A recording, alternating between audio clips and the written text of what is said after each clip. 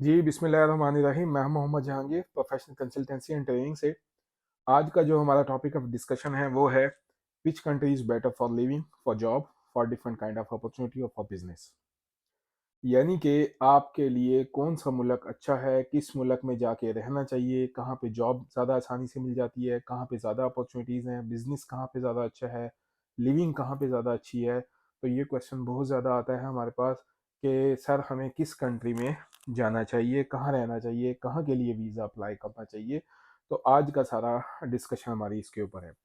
मैं इंशाल्लाह आपसे अपना एक्सपीरियंस शेयर करूँगा कि मेरी जो ट्रैवलिंग है तकरीबन मोर देन 40-45 कंट्रीज़ की मेरी ट्रैवलिंग है, लिविंग है, मेरा काम है, मेरी जॉब है, मेरा एक्सपीरियंस है। मैं इस वक्त यूएसए में मौजूद हूँ। मैंने अपनी ज़िंदगी का बहुत बड़ा हिस्सा इंग्लैंड में गुजारा है। यूरोप को मैंने विज़िट किया है, ट्रैवल किया है, डिफरेंट यूनिवर्सिटीज़ में जॉब के पर्सपेक्टिव में, बिजनेस के पर्सपेक्टिव में मैंने ट्रैवल किया है। मिडल ईस्ट में, टर्की में, चाइना में, डिफरेंट जगहों पे गया हूँ और ये अपना एक्सपीरियंस आपके साथ शेयर करूँगा, लोगों का एक्सपीरियंस शेयर करूँगा इंशाल्लाह। और जो हमारे जो करंट पोजीशंस हैं उनको सामने रखते हुए आज की डिस्कशन करेंगे कि which country is better for you for living, for different kind of opportunities. तो यूरोप बेहतर है। यूरोप में बहुत सारे कंट्रीज आते हैं। अच्छा, दो चीज़ें जहन में रखनी है। यूरोपियन कंट्रीज जितनी भी हैं, शेंजन कंट्रीज में मेरे ख्याल 27 मुल्क आते हैं, प्लस उससे ज़्यादा और कंट्रीज भी हैं यूरोप में आती हैं, छोटी बड़ी कंट्रीज। और ये सारी कनेक्टेड हैं। ठीक है, आप ट्रैवल कर सकते हैं इजीली एक जगह से दूसरी जगह। जो लिविंग का, जॉब का, जो सबसे ज़्यादा इशू आता है वो लैंग्वेज का आता है। ठीक है, जब भी आपने किसी कंट्री में ट्रैवल करना है, क्योंकि वहाँ पे आपने रहना है, वहाँ पे आपने काम करना है, उस सोसाइटी में आपने एग्जिस्ट करना है, तो उसके लिए वहाँ की लैंग्वेज, ठीक है, किसी भी कंट्री में आप चले जाए आपको लैंग्वेज आना लाजमी है। ठीक हो गया। एक तो आपकी अपनी लैंग्वेज है जो उर्दू ज़ुबान है हमारी, ठीक है, वो हम अपने मुल्क में बोल सकते हैं। लेकिन अब वो लैंग्वेज बाकी कंट्रीज में नहीं चलती। जिस कंट्री में जाएंगे वहाँ की लैंग्वेज आपको देखनी पड़ेगी, सीखनी पड़ेगी, समझनी पड़ेगी। और ख़ास तौर पे बेसिक्स के लिए, ठीक है, बेसिक लाइफ, आपकी बेसिक नेसेसिटी, नीड, आपकी ज़रूरत, आपने कोई चीज़ शॉपिंग करनी है, कोई चीज़ बाई करनी है, आपने किसी जगह जॉब करनी है, आपने अर्निंग करनी है, कमाना है, तो इसका मतलब है वहाँ पे आपकी एग्जिस्टेंस चाहिए। एग्जिस्टेंस के लिए आपको वहाँ की लैंग्वेज आनी चाहिए, वहाँ के कल्चर का, एनवायरनमेंट का बेसिक्स पता होना चाहिए।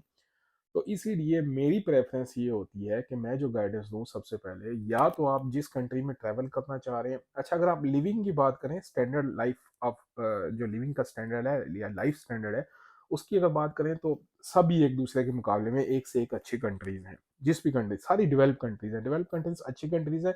और अच्छी कंट्रीज में बता दिए, एटलीस्ट आपकी जो बेसिक नेसेसिटीज है, बेसिक लाइफ है, वो आपको अच्छी और लग्जरी मिलती है अगर आप अपने मुल्कों के हिसाब से कंपेयर करें तो वो एक, आप किसी भी मुल्क में चले जाएं उस पे तो कोई कंप्रोमाइज़ कहीं पे है ही नहीं। वो तो गवर्नमेंट की तरफ से है कि आपको जो बेसिक नेसेसिटीज़ हैं वो आपको मिलेंगी।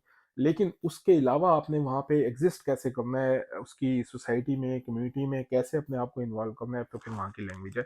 तो मेरी प्रेफरेंस सबसे ज़्यादा यही होती है कि आप कोशिश करें इंग्लिश कंट्री में जाएं। वो इसीलिए कि आप पाकिस्तान में रहते हुए आपकी एजुकेशन या हमारी जो वहाँ पे सेकेंड लैंग्वेज है, इदारों में वो इंग्लिश ही यूज़ होती है, तो हमें इंग्लिश बेसिकली समझ भी आ जाती है और हम बोल भी सकते हैं। बाकी तो जहाँ पे भी आप जाएंगे, प्रैक्टिस मेक्स मैन परफेक्ट। आप जितनी प्रैक्टिस करेंगे, रिवीजन करेंगे, बोलेंगे, आपको इंशाल्लाह वो लैंग्वेज आ जाएगी, वो कोई भी लैंग्वेज हो। लेकिन इंग्लिश क्योंकि हमारी बेसिक है, हमें पता है, हम समझ सकते हैं, हम बोल सकते हैं, बेशक टूटी बनी ही बोले लेकिन बोल सकते हैं, वो हम कम्युनिकेट कर सकते हैं। तो मेरी प्रेफरेंस ये होती है कि आप इंग्लिश कंट्री में जाके रहें। वहाँ पे आपकी बेसिक जो लाइफ है वो ईजी हो जाएगी, आपके लिए जॉब ढूंढना ईजी हो जाएगा। हाँ, अगर आप यही चीज़ आप यूरोप पे चले जाएं, यूरोप में आपको क्या बेसिक नेसेसिटीज़ मिलेंगी? बिल्कुल मिलेंगी, अच्छी से अच्छी मिलेंगी, इन्वायरमेंट भी अच्छा मिलेगा। लेकिन अगर आपको लैंग्वेज नहीं आती तो फिर आपके लिए मुश्किल है, बैरियर्स होंगे, बहुत ज़्यादा परेशानी होंगी आपको। और अगर आप फैमिली के साथ हैं फिर और ज़्यादा। इंडिविजुअल होना और फैमिली के साथ होना ये भी दोनों अलग अलग चीज़ें हैं। इंडिविजुअल हो, बंदा बेयर कर सकता है, बर्दाश्त कर सकता है, सीख सकता है, समझ सकता है, आगे पीछे जा। लेकिन जब फैमिली के साथ हों, बच्चे हों, बच्चों की अंडरस्टैंडिंग हो, तो वो थोड़ा सा मुश्किल हो जाता है। तो इसलिए फिर प्रेफरेंस ये होती है कि आप इंग्लिश इंग्लिश कंट्रीज में जाए। इंग्लिश कंट्री में जाने के लिए भी आपको इंग्लिश, एक तो वहाँ की लाइफ के लिए, रहने के लिए, जॉब करने के लिए, बिजनेस करने के लिए, काम करने के लिए, कम्युनिटी में एग्जिस्ट करने के लिए आपको लैंग्वेज आना लाजमी है। और दूसरा ये कि ज़ाहिर बात है, आपको जब किसी भी कंट्री में एंट्री मिलती है तो वो वीज़ा रिक्वायरमेंट में ये चीज़ आ जाती है कि लैंग्वेज प्रेफरेंस होती है। तो इंग्लिश क्योंकि स्टैंडर्ड है, ठीक है, हर जगह ही एक्सेप्ट होती है, तो आप इंग्लिश लैंग्वेज कोर्स कर लें। इंग्लिश का जो आइल्स का प्रोग्राम है, टॉफल का प्रोग्राम है, या डिफरेंट कोर्सेज हैं इंग्लिश के, वो करें। वो आपको किसी भी वीज़े में हेल्प करेंगे वीज़ा लेने के लिए। तो आप इंग्लिश लैंग्वेज कोर्स लाजमी करें। एक तो हमें आती है, हमारी एग्जिस्टेंस आसान हो जाएगी, हमारी लाइफ आसान ईजी हो जाएगी। तो आप ट्रैवल यूरोप में कर सकते हैं, ठीक है, किसी भी कंट्री में कर सकते हैं, लेकिन फिर याद रहे कि आपने वहाँ का लैंग्वेज कोर्स करके जाना है, ताकि आपको वहाँ की बेसिक लैंग्वेज आ सके। जब आप वहाँ पे जाएँ, आपको परेशानी ना हो रहने में, जॉब ढूँढने में, शॉपिंग करने में, या किसी भी काम में, बिज़नेस करने में आपको कोई परेशानी ना हो। प्रेफ़रेंस यही होती है कि आप इंग्लिश कंट्रीज़ में जाएँ, जिसमें जैसे आपके पास इंग्लैंड है, और आपके पास यूएसए है, कनाडा है, ऑस्ट्रेलिया है, न्यूज़ीलैंड है। ये इंग्लिश स्पीकिंग कंट्रीज़ है। यहाँ पे आप जाते हैं तो एटलीस्ट आपको इंग्लिश बैरियर यानी लैंग्वेज की कोई मसला मसाइल नहीं आएंगे। आप उस पर आसानी काबू पा सकते हैं। आपकी लिविंग, क्योंकि बेसिक आपने एक जगह से दूसरी जगह माइग्रेट करना है, किसी भी वीज़े पे आप जाएं, तो आपके लिए वहाँ के rules regulation, understanding, language language सबसे बेसिक जो चीज़ है वो आपको आनी चाहिए।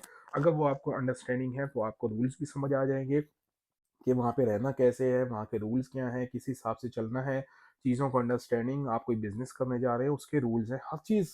क्योंकि डेवलप कंट्रीज में आपको कानून मिलेगा, लॉ मिलेगा, रूल्स एंड रेगुलेशन मिलेंगे, और वो आपने फॉलो करने ही करने हैं, चाहे जो मर्जी कुछ हो जाए।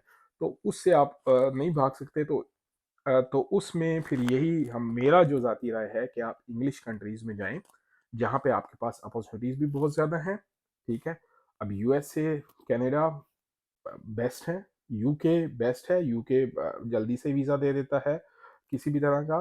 तो वीज़ा की हम कैटेगरीज को पहले भी डिस्कस कर चुके हैं, आगे भी डिफरेंट टॉपिक्स पे हम डिस्कस करेंगे। लेकिन आज हमारा जो बेसिक ये पर्पस था कि जो क्वेश्चन आता था कि कहाँ जाके सेट होना चाहिए, तो मेरी प्रेफरेंस हमेशा यही होती है कि अपने क्लाइंट्स को ये मशवरा दूँ कि इंग्लिश कंट्री में जाएं, किसी भी इंग्लिश कंट्री में। एक तो आपके पास इंग्लिश कंट्रीज़ में लिविंग की और एग्जिस्टेंस की जो सर्वाइवल है वो आसानी से हो जाता है, आपके लिए आसानी होती है निस्बतन आप ऐसे कंट्री में जाएं जहाँ पे लैंग्वेज बैरियर हो।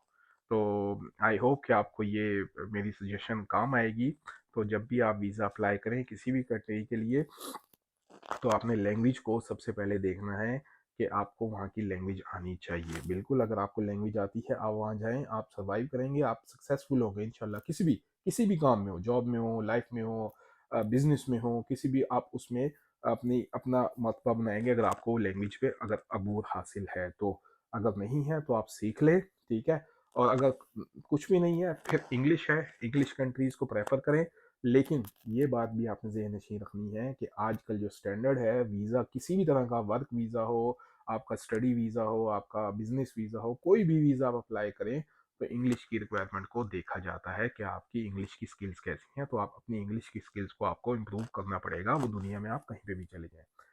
तो आई होप कि इस वीडियो से आपके नॉलेज में इजाफा हुआ होगा। अगर फिर भी आपका कोई क्वेश्चन है रेलिवेंट किसी भी कंट्री के हिसाब से, कि वहाँ की लिविंग एग्जिस्टेंस, या कोई मज़ीद डिटेल आप क्वेश्चन पूछना चाहते हैं, तो दिए गए नंबर्स पे कांटेक्ट कर सकते हैं। वीडियोस को देखें, आगे स्प्रेड करें, अपने सर्कल्स में शेयर करें, और अगर कोई क्वेश्चन क्यूरी हैं तो हमसे पूछें। इंशाल्लाह आपके क्यूरीज़ का प्रॉपर आंसर दिया जाएगा। Thank you very much. इंशाल्लाह अगली वीडियो में किसी अच्छे से नए टॉपिक के साथ, इंफॉर्मेटिव टॉपिक के साथ आपके साथ हाजिर होंगे। अभी तक के लिए इजाज़त दीजिए। Thank you very much.